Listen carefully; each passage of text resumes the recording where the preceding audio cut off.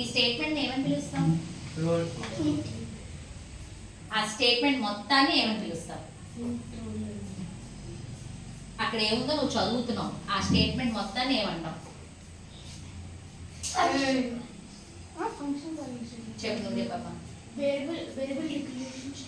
Variable declaration statement. Okay, next ఎన్ని variables ని declare చేశాను ఇక్కడ? సత్య ఇక్కడ ఎన్ని వేరియబుల్స్ ని డిక్లేర్ చేశాను? 3 వేరియబుల్స్ ని డిక్లేర్ చేశాను. వేరియబుల్ నేమ్స్ చెప్పు. Variable names, roll number, average marks, name. 3 variables ని డిక్లేర్ చేశాను. రోల్ నెంబర్ అనే వేరియబుల్ యొక్క డేటా టైప్ చెప్పు. ఇంట్. Average marks float.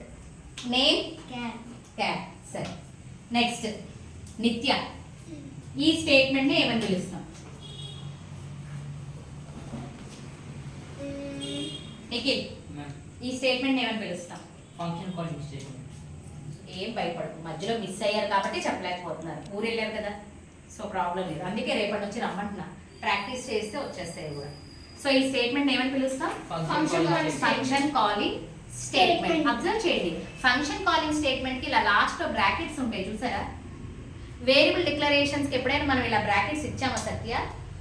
సో అలా బ్రాకెట్స్ లేవు. Data type, variable name, semicolon, దాన్ని వేరియబుల్ డిక్లరేషన్ స్టేట్మెంట్ అంటారు.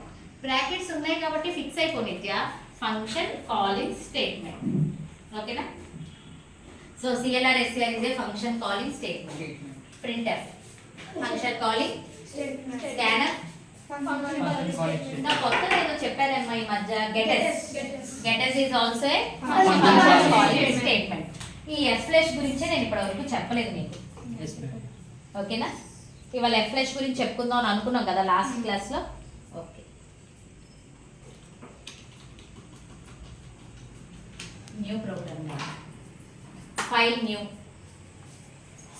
స్క్రీన్ ని జూమ్ చేస్తున్నాను, సేవ్ చేస్తున్నాను. ఇంట్లో వెళ్ళి